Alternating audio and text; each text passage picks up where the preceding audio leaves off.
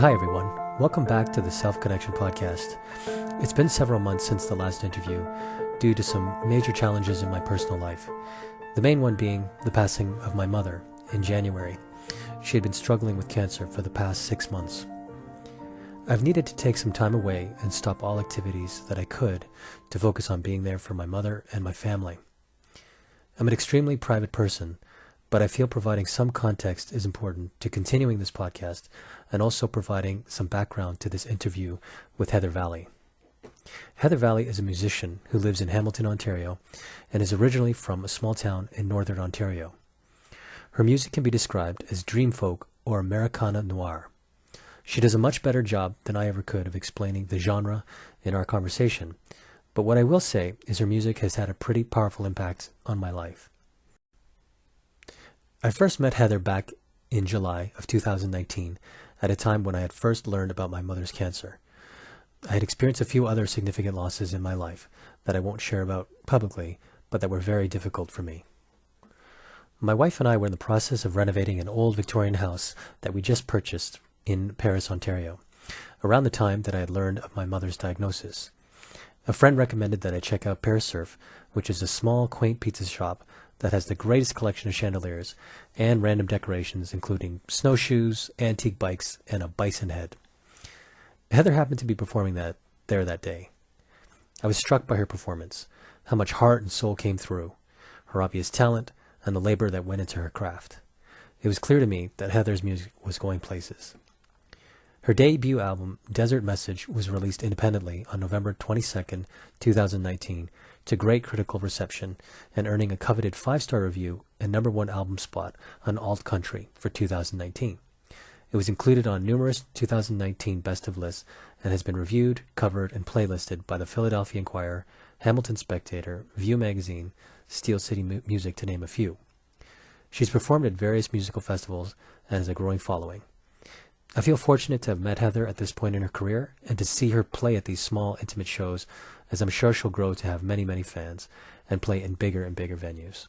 In this interview, we talk about Heather's journey over the past few years, her transition from being a litigation lawyer to a musician, the toxic relationship that played a role in her leaving that career, and ultimately her ongoing journey of recovery from a complete breakdown and learning to love herself. In my work, I integrate breath and movement as a way of grounding and of creating a positive self-connection. Music is an essential ingredient to this process, as nothing expresses emotion and the various rhythms of life, like chaos, joy, stillness, order, flow, better than music. I've experienced many times that music can revive the soul when things in life seem so overwhelmingly despairing and when people can be so disappointing. Heather's music has reminded me of the power of music, particularly live performances, that while pain and suffering is a reality of living, we can each transform the darkness into something beautiful, something true, whether that be a song, or the way we live, or the attitudes and energy that we bring to a moment. Listening to Heather's music has helped remind, inspire, and ground my connection to a powerful force within me. I truly believe that when we each shine our light into the world, it inspires others to see their own light, and that is what Heather's music has helped me do. In this interview, I think you'll find Heather to be an intelligent, wise, strong, and soulful person who has worked to develop herself through courage, self-responsibility, and a willingness to be vulnerable. My wife and I had the pleasure of seeing Heather perform at the Arlington Hotel in Paris, Ontario just last month, and given everything that's gone on, it was a rare date night that we both had a chance to enjoy and connect through. At the end of the show, I talked to Heather and told her about the positive impact and inspiration I drew from her music over the past 6 months, and asked if she'd be willing to come on the podcast and share her own story. Before our interview begins, I'm going to share a small sample from a song called Young Range from her new album, Desert Message, which is one of my favorite songs on the album.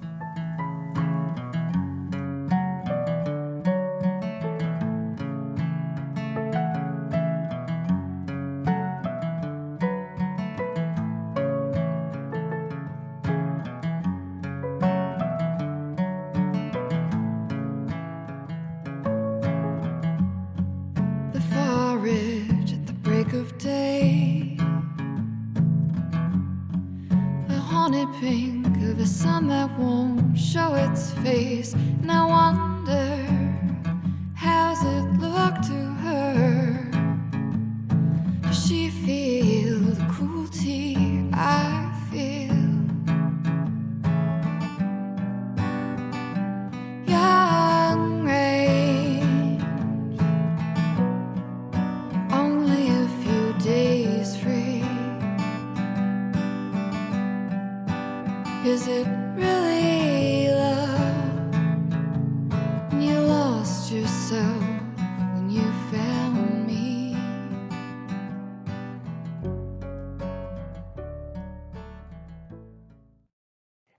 In terms of an introduction, what do you think are some kind of good pieces, your music or introducing an audience to you that they should know about?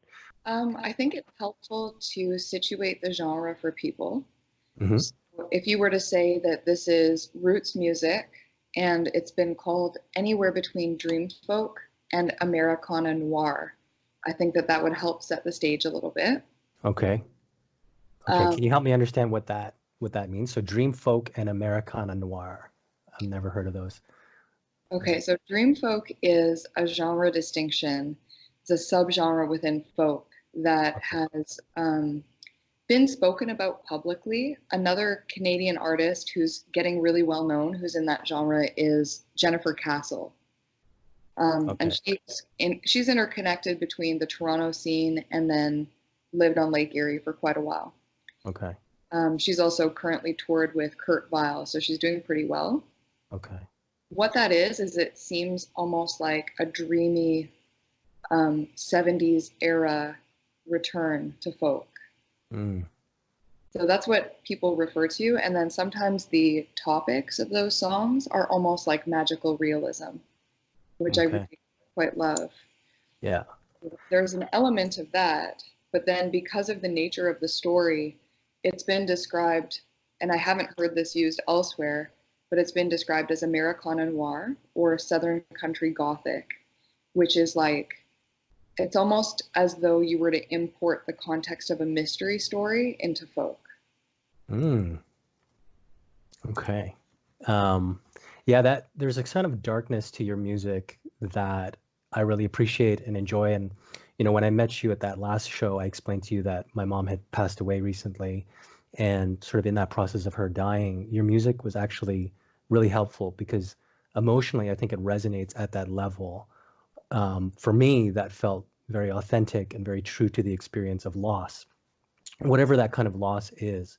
So that was kind of one of the things that I wanted to explore with you in terms of um, whether death, whether it's actual death or personality transformation, where parts of you have to die off so that you can enter into a different place in your life, if that is kind of relevant in some of the things that are emotionally resonating for you as you've written these songs and as you perform. So that's kind of my um, sort of connection to your music. And so I initially met you at Paris Surf, and you performed there, I think, sometime in July of 2019.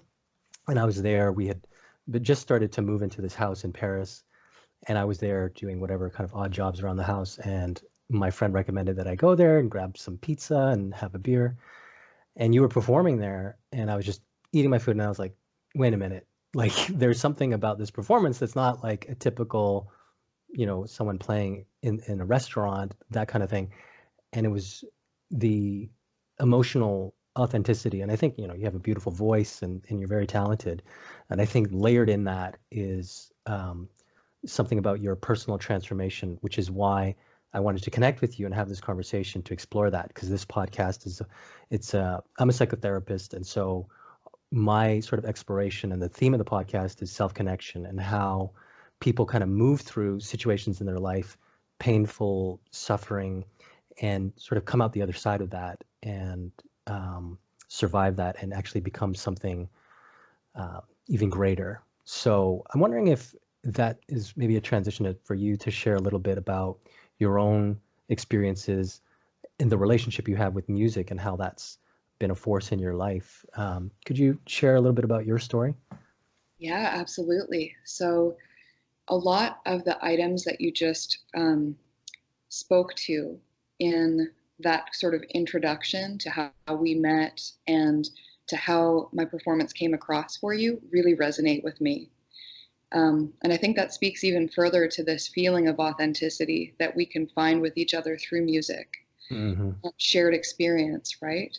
Yeah. Because so much of this is a touchstone for me, um, is transformed into that art form, and then it is getting picked up by other people. And that was ultimately what my goal was in going into music to begin with.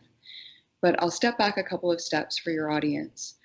So I grew up in Northern Ontario, and I spent my youth essentially unsupervised outside in the forest. Um, Sounds nice. I, it was an idyllic childhood in a Hmm. lot of ways. Hmm. Certainly, there were challenges as well, but I found myself discovering who I was in this strange communion with the nature that was around me. It was very wild. Um, it was not the way that we might envision it in Southern Ontario, especially at that time. I was essentially on unmarked trails and on hydro pipelines and on snowmobile trails and cross country ski trails. So I spent a lot of time getting to know that type of a landscape.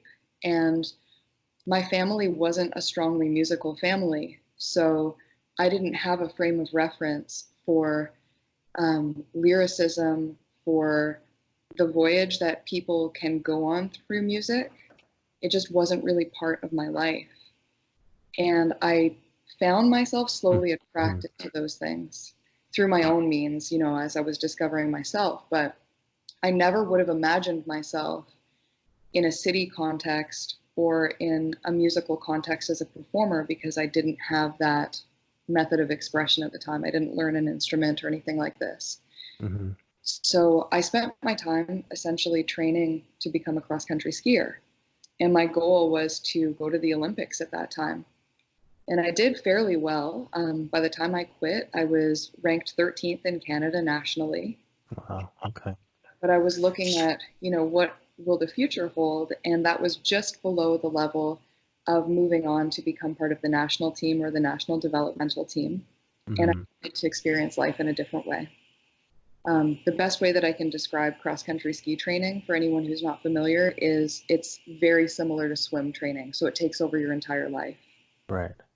But the one piece that continued through as a thread was the personal relationship I developed with nature, which also comes up in the songs. Okay. So when I went away to school, I actually began studying psychology and then shifted into English because words meant so much to me. I Mm. had this little dream of being a writer. As a child, I would write poetry and that kind of thing. Right. Yeah. But I had a lot of forces in my life that strongly discouraged me from following the path of an artist because it is a difficult life. Hmm. So, because of those forces, which I allowed to have a lot more control over my own path, I ended up shifting into cultural anthropology. I also felt at that time like I didn't have a story worth telling yet. A lot of Right. people will talk about, this idea of being an old soul and Yeah. sort of having an understanding of people's motivations and like bigger picture things in life. I was Hmm. the complete opposite to that. I was a very young and naive soul. I believed that what people said they meant because that's how I was. That was my frame of reference. Right. Right. So, because of it, I couldn't put myself in other people's shoes well enough to be able to write. So I thought, okay, I'll shift into a context where I can learn other people's stories and tell their stories from an anthropological standpoint. So I did that. And then I just needed, I wasn't really sure what that would turn into in terms of a career. And I decided at the last minute that I would write the LSAT while I was in the middle of doing my master's in cultural anthropology. And I dedicated a certain amount of time to it, and it went well. And then suddenly I threw myself into law school, really without having any idea of what I was getting into. Okay.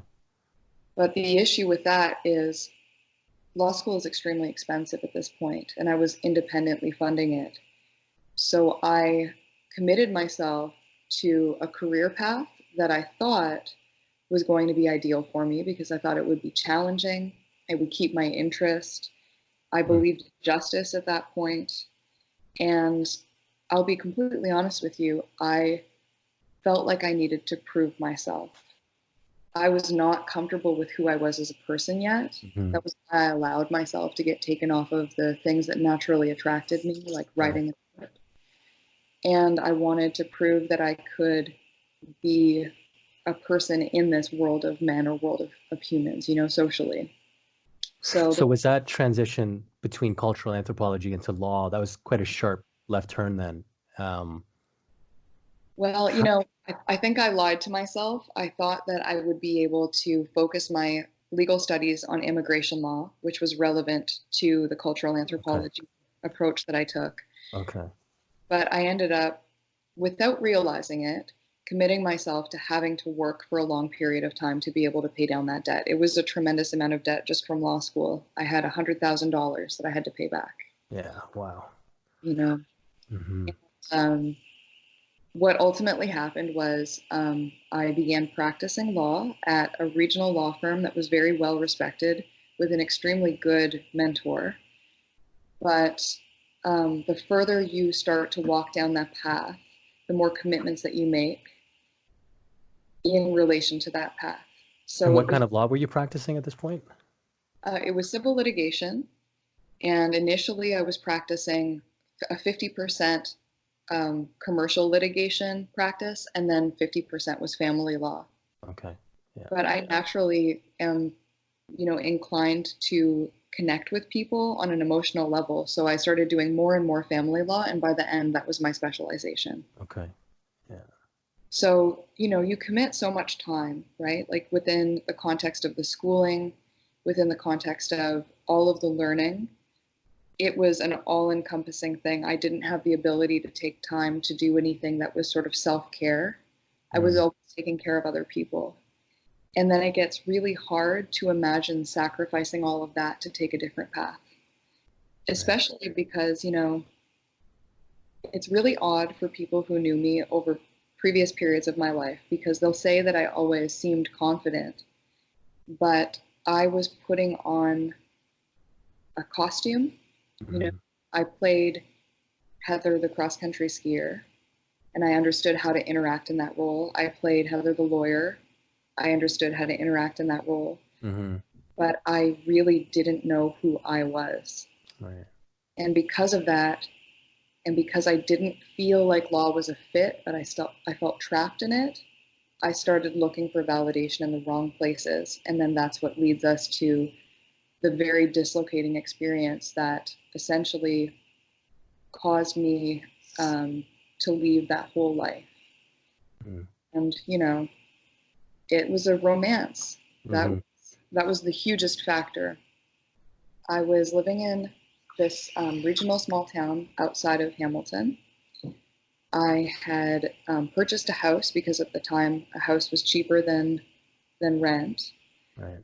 But then I had all of those obligations, which you know all about, renovating an old Victorian house or an old Right. Edwardian. Yeah. So I was doing that by myself. I was managing a practice. I was working 70-hour weeks most weeks. I was also sitting on boards in my community, and I was feeling completely as though I wasn't understood by the people around me. And I found a person, or he found me really. Um, Occasionally, I had time to record little covers of songs because Mm-hmm. I picked up a guitar over the years and slowly taught myself how to play. Um, Partly because I wanted to feel closer to the songs I loved and learn them. Mm. So I had put some videos up, and he found one of them, and he contacted me through YouTube and said that it had connected with him. And then we struck up a friendship, and that turned into a romance. And then we met for a week in upstate New York at a cabin. And I thought that I had fallen in love with this person. He said all the right things. And that's not to say that it sounded like a fairy tale. They were all the right things for me. Mm-hmm. I had felt like I had experienced loss before in my life. I had felt like I was broken enough and I knew what sacrifice was. And so he, I think, picked up on those things. And I also think that a lot of times people will tell you what you want to hear, but they also believe it in the moment. Right. So we were making plans to be together after that week, and then all manner of things went wrong. He had to go back down to Florida. He was from the States. I was living just outside of Hamilton, as I said. Mm-hmm. Um, every effort that we made to be with each other kept getting thwarted by things. And then he admitted to me that he was dealing with challenges with alcohol and with his own mental health, Mm-hmm. and was very sympathetic to those things. Of course, that wasn't the full story. I didn't learn what the full story was until much later. I don't know how much of what he told me was true, which is the whole story behind my song Night Americana. But we ended up having what was, to me, I thought, the love of my life, and a romance that just kept going wrong over and over again. And this persisted for far too long. He was ultimately arrested in front of me at the border. And then, even after that, after serving 9 months in jail, came back into my life. And that was the beginning of the end for me. You know, I thought for a long time that I had been, that I had interacted with essentially a con man who was also a womanizer, and Mm-hmm. how I was able to locate those things. But I never wanted to admit that this had happened because professionally, I was supposed to be this strong figure who was capable of helping people deal with their Mm-hmm. own relationship breakdowns. Right. And personally, mine was, you know, a nightmare. So the long story short end of it is that in 2017, everything went wrong. I saw him again for a week in Florida. He proposed to me. I came back home, and the day after I returned home, my mentor, who was like a father to me, passed away suddenly of a heart attack. Oh my God. Yeah. Right. It's a So lot. that meant that there were a lot of things happening at work that I had to try to help to manage. No one was expecting this to happen. And in the midst of all of this person cheated on me. That had a hard line for me. So I tried to end it. I tried to carry on with my life. But, you know, often when something like that happens in a relationship, you have to make moves to end things when you don't even want it to be real. So it feels like you're breaking your own heart, and that Yeah. had broken your heart as well. And the biggest trouble is that he wouldn't leave me alone. He would make new accounts and tell me how I was the love of his life and his soulmate over and over again. Mm-hmm. And in the next several months of my life, I just tried to remain strong on the outside, playing that role of the lawyer, but my Mm-hmm. health began to plummet. I didn't understand until after all of this, all of the physical impacts that Mm-hmm. anxiety can cause. Right. And ultimately, I went for a vacation. I went down to Nashville and I saw Gillian Welch perform at the Ryman Auditorium. And I thought that that would help to heal me. I thought I needed art in my life. I'd Mm-hmm. never imagined myself actually creating it at that point, you know? But really, what it did was it made me feel like I was missing out on the world that I should be a part of. I came back to Canada. I tried to go into work on the Monday, and I sat down at my desk at 7 in the morning. At that point, I had been given an office. It was a corner office. It had a skylight. It was supposed to be the height of professional success. Yeah. It's what everyone chases after, that corner office. Exactly. You know, I felt as though professionally I was very respected in the community. I had been doing very well at work, in spite of everything that very few people knew I was dealing with personally. And I was sitting in that chair and I lost time. I suddenly came to when my alarm went off on my computer, telling me that it was supposed to be in court at 10 o'clock and it was 9:45. Oh wow. Couldn't understand what had just happened with the last 2 and a bit hours. So I tried to get up and walk to court, and I felt as though I was walking underwater. my brain was not firing in the way that I was used to. Yeah. I had to rehearse what I was going to say before going up to the judge, and luckily it was just a very minor attendance just to update the court on what was going on with the case. So I did that. I walked back to the office, and then I just walked out of the office. You know, Wow. well, that was really the last day that I went to work, intending to work. I made an appointment with my doctor. I went in a couple of days later to speak with her, and she took me off of work indefinitely, and I've never gone back. And that was 2017. Yeah, that was August of 2017. Wow. So rewinding back to the romance, I'm wondering what was it that was being validated, or what was being connected to that was within you, that resonated deeply, that hooked you into that relationship? Like what was that vulnerability, that maybe you weren't aware of at the time, but with some time and some hindsight, I imagine that you have some insights about that. Would you be comfortable to share that? Yeah, I think what it was is the person that most people knew was the lawyer version of me. And a lot, in terms of law, a lot is knowledge, but a lot is also appearance and strategy. So when you're a professional, you feel a very strong pressure to represent yourself in the way that your client expects to see you. Mm-hmm. And for me, certainly there's a part of me that is that person, you know, and I think that's the case for all of us who work in public facing roles. But the whole me, who was that person with vulnerabilities and who had dreams that were perhaps outside of the world of the lawyer as well, that person didn't feel like they had ever really been seen by someone. Mm.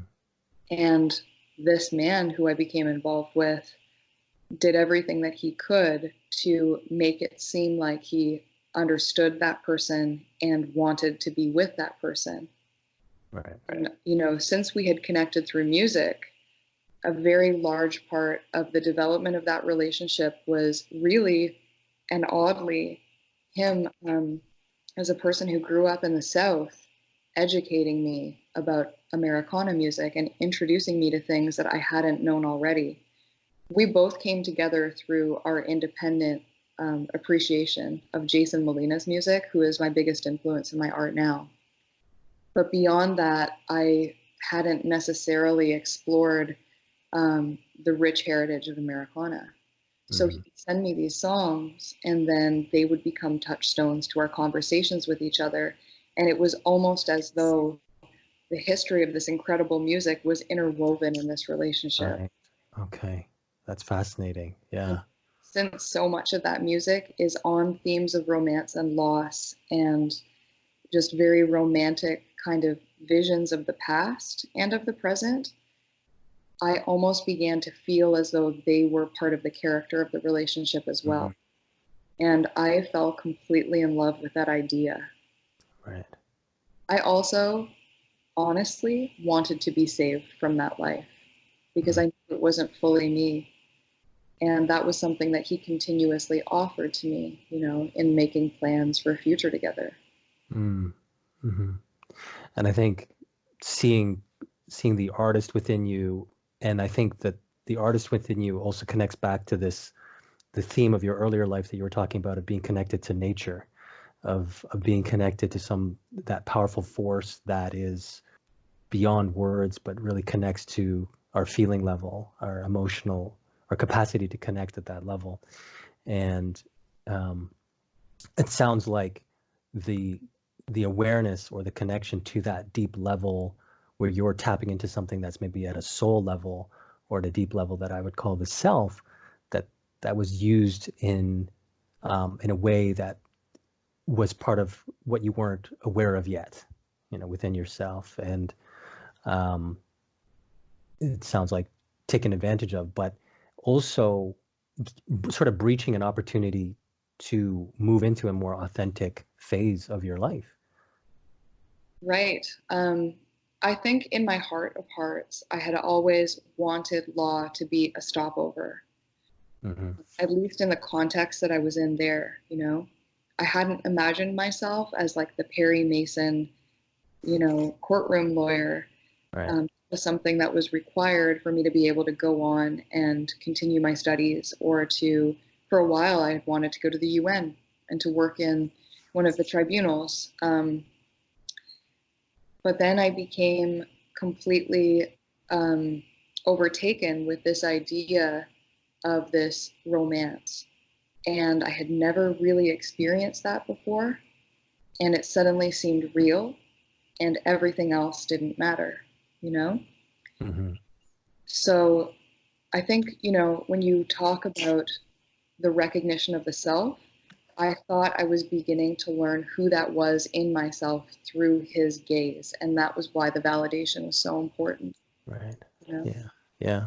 Yeah. And I think that's the theme of every romance movie that drives me nuts, because it sort of conditions us to look for it outside of ourselves, right?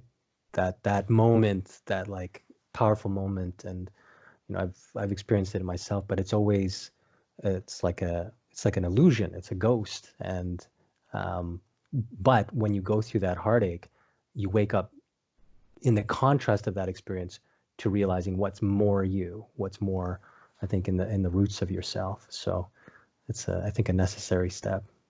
Right? It feels like having been forged through fire.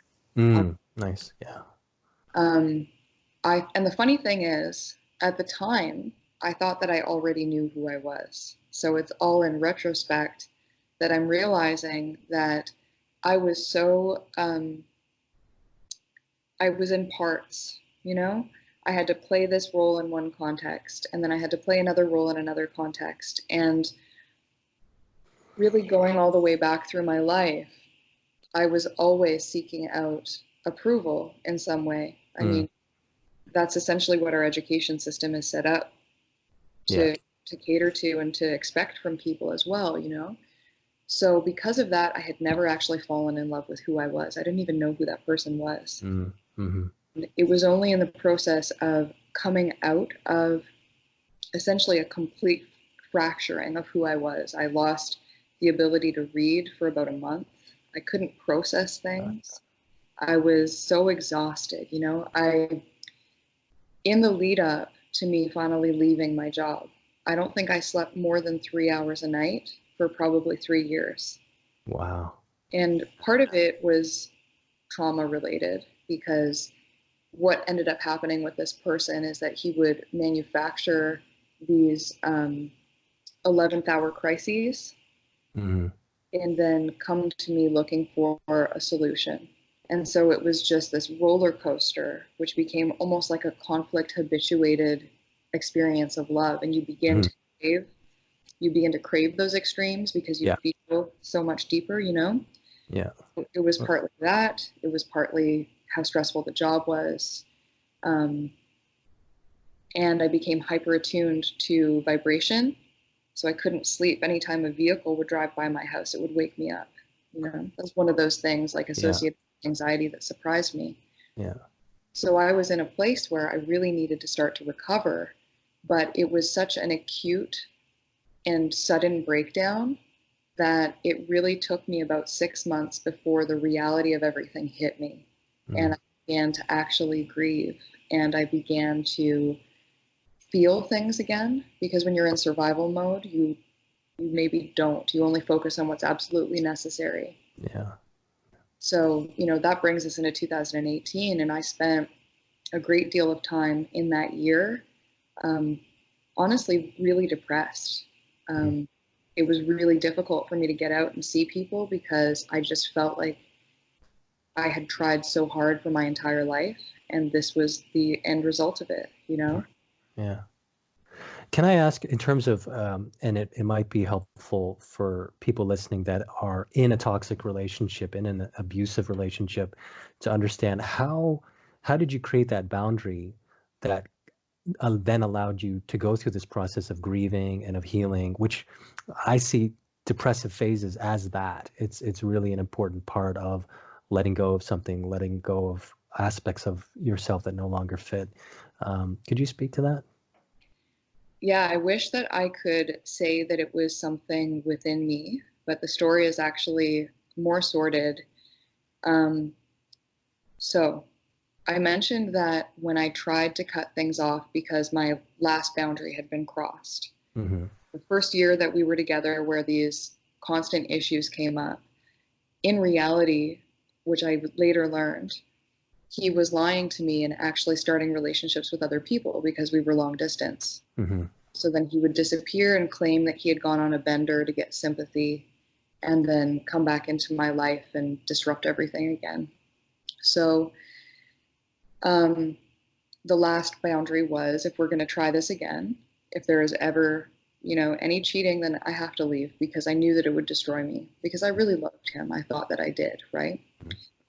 And that happened in the context of the fallout of my mentor passing away. And it was too much. So I had to let it go. But then I felt like I was breaking my own heart. And it would have been hard enough to deal with, just that being the case. But he wouldn't stop contacting me. And anytime I would try to block his accounts, he would continue creating new accounts. Mm-hmm. And this is a very odd experience of emotional abuse, because at no time can I recall him ever calling me a name or saying something negative about me necessarily. It was instead the constant deception. Mm-hmm. And that deception put me in a headspace where I could never trust anything that he said. And then I began to question everything. And as a litigation lawyer, I'm already attuned to that. So it became impossible for me to trust anything anyone said. But in reality, and I think this is something a lot of people in abusive relationships experience, I genuinely believed, even though I didn't want to admit it to myself, that this was the best that love could ever be. Mm-hmm. That how much it hurt Yeah. meant that it could feel as good as it hurt, on the other side. And I didn't want this to be real. So as much as I would block him, I almost wanted to continue to hear from him. And Yeah. the thing that stopped it all was, because the universe is a great author, literally the night that I saw Gillian Welch perform in Nashville, which was supposed to be like a soul renewing thing, he got arrested for the second time over the time that I knew him. And he ended up in jail. So in that period of time where I was going through that recovery phase, he didn't have the means to contact me anymore.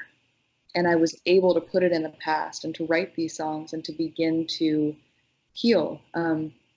Some people think that I quit law to become a lawyer, and I really didn't. I quit law because I couldn't do it anymore, because I had a breakdown.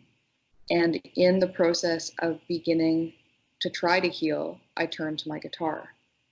And then began finishing songs, going to open mics, starting to perform, and all of that stuff. Mm-hmm. He did continue to contact me. He wrote me letters from jail until I moved.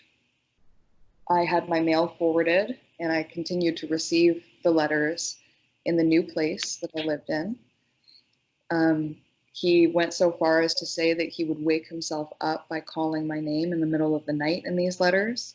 He was essentially doing everything he could to try to get me to wait for him until he got out and to remain invested. And a part of me wanted it to be real, Yeah. So the letter stopped when my roommate, who had very good sense, wrote on one of them, "She's moved, no forwarding address," and sent it back. And it somehow made it across the border to the correctional facility he was in. Mm. And then I actually had about a year or so of peace. And I started to focus as much as I possibly could on my music career, but I was still very broken. I was in therapy with a psychotherapist who actually helped me a lot. And I tried to be as productive as I could. And that was the period of time that this record was recorded over. So I spent a lot of time in the studio and creating art and working on my skill set.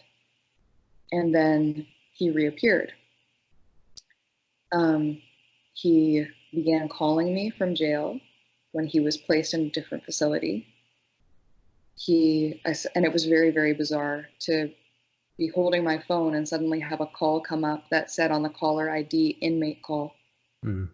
I never answered, but he called me every day for weeks over the course of Christmas and into January of 2019.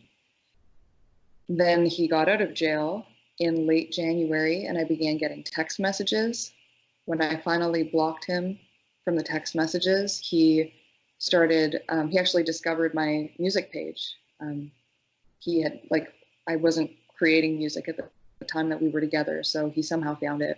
Began messaging me through it, even though I had blocked him on Facebook. I did not respond to him for over 2 years. It actually took until June of last year, when a friend of mine was murdered, actually, for me to get to a point where I was weak enough to finally respond.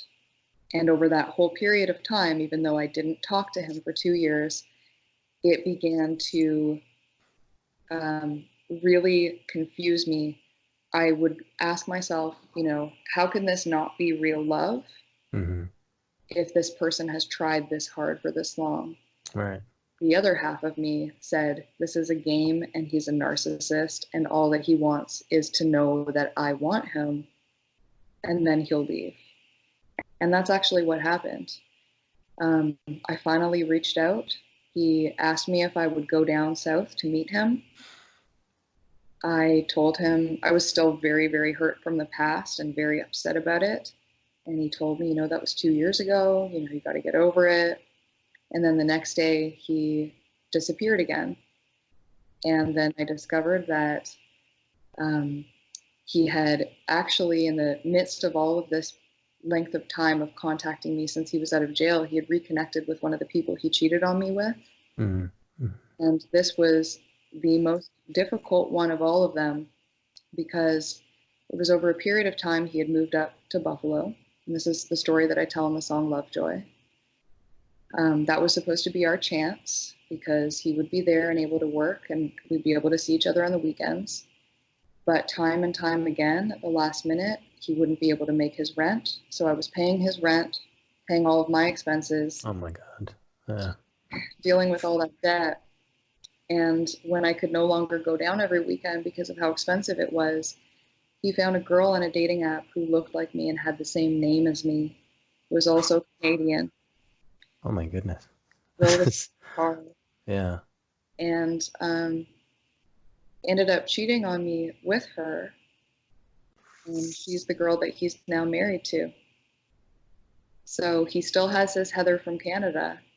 And I strongly suspect that many of the people in his life are not aware that we are different people. Wow. So, I mean, given that context, Yeah. I don't think that I can necessarily give your audience who are in abusive relationships advice, because for me, after he got what he wanted, which was to hurt me as much as he could, he stopped contacting me and immediately proposed to her, and they're now married. So what I hope, though, is that they can look at this and see that when somebody has betrayed your trust, that is probably the most important detail that they could ever tell you about themselves. And in my personal experience, in my experience as a family law lawyer, and from my interactions with many friends over many years, the people who are able to survive cheating and have anything approaching a healthy relationship just don't exist. Right. You will always wonder, you will always feel as though you are being held back from becoming the full person that you are, because you can never really move past that hurt when you see it in the person that you're with every day. So I really do think it's important, as much as it hurts in the moment, to do what you can to get that distance. Not everyone will do what he did. Yeah. In many cases, you'll be able to create that distance for yourself, as much as I tried to, But now being on the other side of all of it, and the reason I told the whole story is that often people think, okay, well, you came through this hard time. You used music as therapy to help you process things. You wrote these songs, you released this album, things are better now. The reality is, it's partially true, but often these ghosts from our past will rear their heads. Right. For me, the end of the story really wasn't until last summer. And that was probably the most challenging point of all, because I had to let go of every illusion that was Mm. associated with what I thought that was, what he was, whether there was like a grander purpose in all of this. Right. Um, and actually get to the point where I was at such a complete rock bottom that no consequence would have mattered, and then learn to love myself from that point forward. Mm-hmm. It's like a complete emptying or a complete washing away of any kind of facade or illusion. I guess some of the things that you're talking about make me think of a metaphor that I use a lot in my practice, which is the imagery of a tree. And it's this idea that I worked with a young boy, 16 years old, and he was so lost in with the wrong crowd and with doing drugs and with fighting with his family. And he started to map out the different roles he played in his life. And he was on the sports team, and he was with these friends and doing drugs over here. And, he had a younger sibling who he took care of. And he said, how can I be myself when people expect me to be all these different things across these different roles? So I had this idea to map it out as a tree, and that each of these channels of different major branches would be different roles. And we talked about what, if these are your roles, which many people wear many different hats, what are the roots of you? What are the things that keep you grounded? And his parents were in the session, and they shared. They said, he's a loving person. He's very loyal. He's empathic. He's strong. He wants to do well. He has a good sense of morals. And we put these things down at the level of his roots, and it really impacted him to be rooted and to see that to express yourself from that place is the most important thing, not necessarily feeding into the expectations of these different roles. And I think he needed to come to this point of complete failure across multiple roles and a letting go of that, which is the expectations and the hooks that he was being invited to play with these various groups of people, that he could feel okay with moving in a direction of being himself. And I think, as you talk about nature, and and I appreciate the humility that you have in saying you're still on this journey. It's not like you've reached this endpoint and everything is fine. And I think that is the case with trauma, that we go through cycles of it, of grief, of loss, of depression, and then gaining a different kind of strength or a different kind of insight, where we're folding on top of our experience new learnings and new abilities and new perspectives and new strength. But that wound, it never just disappears. The scar is there, but it's what we do with that. And I think obviously your art is an important part of your process. And there's a couple of things that have jumped out while you've been describing that. And one piece is, just to pick up on the last thing, my art is the process in a large way, in terms of what mattered to me was to take something very ugly and to transfigure it into something beautiful that could connect with other people who have had some shade of experience like this, because there will be some people who are able to identify directly with the context, but there will be others who see pieces of it reflected in their lives in different ways, right? So to me, after everything, I don't believe in justice. I believe that the most noble thing that you can do with your time is to help other people who are suffering less pain, and sometimes just feeling understood as part of that, Beautiful. Nice. Yeah. So that's one piece of it. Another very important piece, and it's the reason that I don't mind about talking about such personal things in public forums, is when you have gone through trauma, naming it is a way of taking it out of your own soul and putting it into the world so that it's not just able to eat away at you. And it's also a way of telling the truth of where you've been, which is a way of standing up against abuse. Nice. Yeah. 100%. I totally get that. And I've had so many experiences where people have come up to me after shows and said, like, here is how I identify with this. You know, I've experienced something that feels like it is being called out in this music, and thank you for making me feel like I'm not Mm. alone. Yeah. Those are the moments where it's just like, this is all worth it, Yeah. Yeah. I definitely resonate with that. Otherwise, I really like that imagery of, finding the core virtues and core elements that you are as a person Mm-hmm. and seeing how to reflect those in the various roles that we play, because there's no way to fully escape that. As human beings, there are so many stimuli out there that we need stereotypes almost to be able to make sense of our worlds. Mm-hmm. So we see people in different roles and we assume things about what that means about them. And I try my hardest personally to look beyond the role for other people. And I try my hardest to bring humanity to every role that I fill in my life and every interaction that I have with people. Mm-hmm. But there is always going to be, as an empathetic person particularly, a bit of a struggle when it comes to other people's expectations. And I think that is a very, very important piece for people who are survivors of trauma.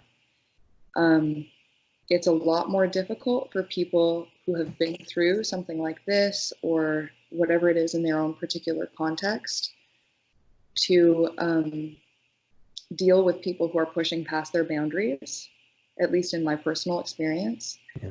I feel like I need more respect for those things than I would have in the past. It would be easier to tolerate, incursions beyond it. And I've had to be very, very careful, not about putting up walls, but about being clear and not feeling guilty about Mm-hmm. boundaries that are safe for me. Mm-hmm. I think we also need more time in self-care, and that can mean different things for different people. But the most important thing is listening to yourself, loving yourself first, and respecting yourself, and not distracting yourself with other relationships. I see that happen a lot as well. Yeah. Yeah. I think with the idea of boundaries and being rooted and connected to your body, to being connected to this core self, it's being able to listen to that which is deeply within you, so that when somebody asks you for something or they invite you into something, you're consulting that within you, that you feel I can genuinely say yes to this because I've inquired all aspects of myself, my head, my heart, my gut, every aspect of me, everything that I value, and I can respond in a very straightforward fashion, in a very clear way, with what I feel comfortable to do. And when it's a no, the no can be a loving act. The no, the setting up of the boundary to let people know what doesn't fit is a way to be caring, to be honest, and actually truly to allow for whether it's a genuine connection or a disconnection of something that isn't healthy for either person.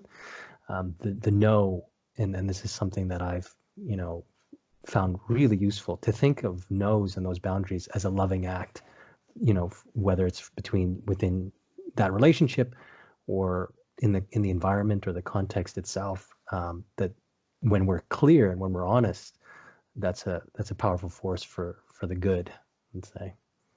Right? I agree with you. And the challenging part of it is that a person who is being faced with a boundary with you for the first time, particularly if there's a long lasting relationship there, Yeah. um, that is, it's going to be perceived by them as something being taken away. Mm-hmm. And I don't think everyone is necessarily at the same point in their journey in terms of self awareness. And some people may not be able to ever get to the same place as one another. Yeah. So you have to really try to stand firm in that kind and loving no, even if a person reacts in a negative way to it. Mm-hmm. Mm-hmm. Also, I don't know if this is something you use in your practice, but it's been immensely helpful for me in identifying toxic or codependent relationships that need to be shifted out of like a core relationship space in my life, Mm-hmm. to not fall into the trap of jade, justifying, arguing, defending, or explaining. Because when there's someone who has not got your best interest in mind, or who is not respecting a boundary that you're setting, all that that does is give more opportunity for you to be invalidated. Right. So Yeah. a no, and that being the entire answer, is sometimes the safest thing that you can do for yourself and for them. Yeah. And I think where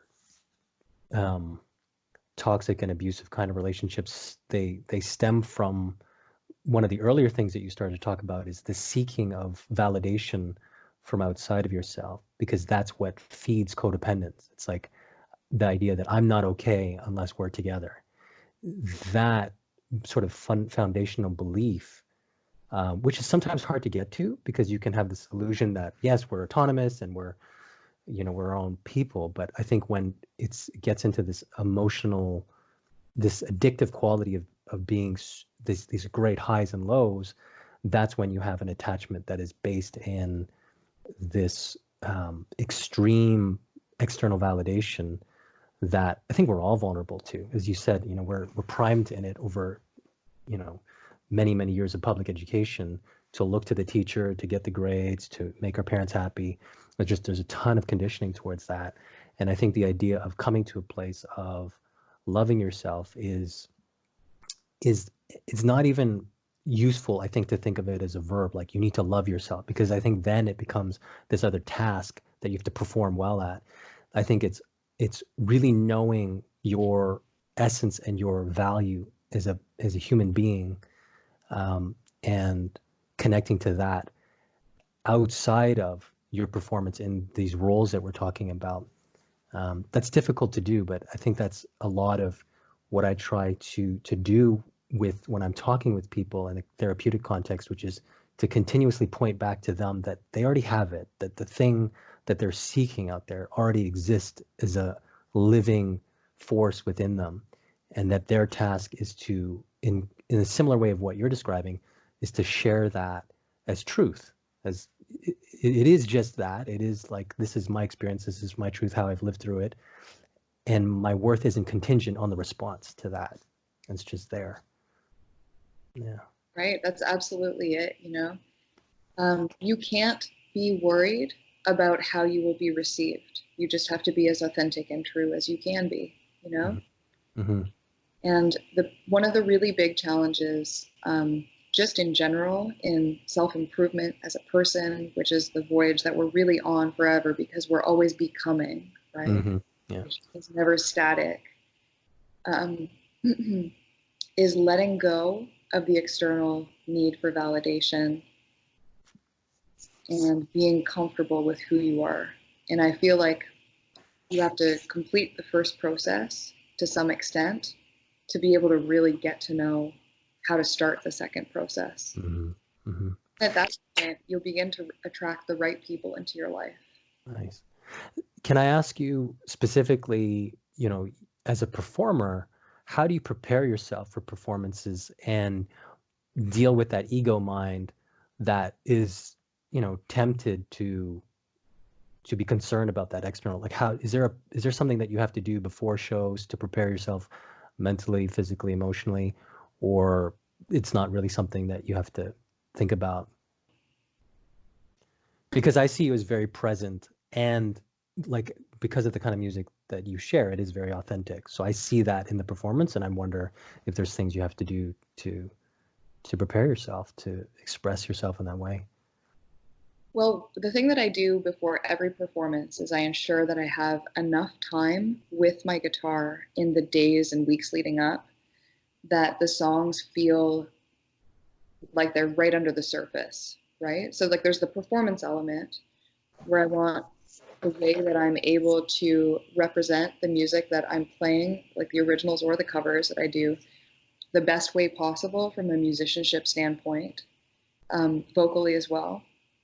But then in terms of like the emotional preparedness, the approach that I've always had with this project has been, I'm going to be as honest as possible and to tell these stories through this music in the best way that I'm capable of with that practice. And then I just have to trust that it will connect with people, and that's been working, you know. Mm. I certainly have not created anything with a view to what I think people will like. It has all just been, you know, what music do I want to make? What appeals to me? What sounds beautiful? What would I listen to myself? Mm-hmm. And then how do I tell these stories that I now have? And that kind of links us back to what I was saying earlier when we were talking. I now, after having lived through a lot of difficult circumstances in my life and learning so much about human nature between those interpersonal experiences, between what I saw in my practice in law and other experiences in life, I finally now have something that I think is really worth sharing. So I look back over all of that and I still see some meaning in having gone through it because it got me to where I am now. I'm not afraid anymore. I used to be very shy and I would just play that role to hide the shyness. That's gone. And I just trust that what I've experienced is going to be specific enough to me to be my story, but relatable enough to the human experience that people will connect with it. And that seems to be working. Yeah, no, definitely. And I think as one of your listeners, I definitely feel that your sort of deep dive into your individual experience has created, and you've connected to these archetypes or these universal themes that I think resonate with people. So thank you for creating your art. Well, thank you for connecting with it. You know, this is the connection that you had with it is exactly the kind of thing that makes this all worthwhile. Mm-hmm. Okay, Heather, is there anything else that you maybe want to share about yourself, about your process or your experience at this point? If I could just kind of summarize just a few like last thoughts to leave people with. Mm-hmm. It's okay to be weak, you know? When the right people are in your life, they're not going to make you pay for those moments. Mm. Can't be strong all the time.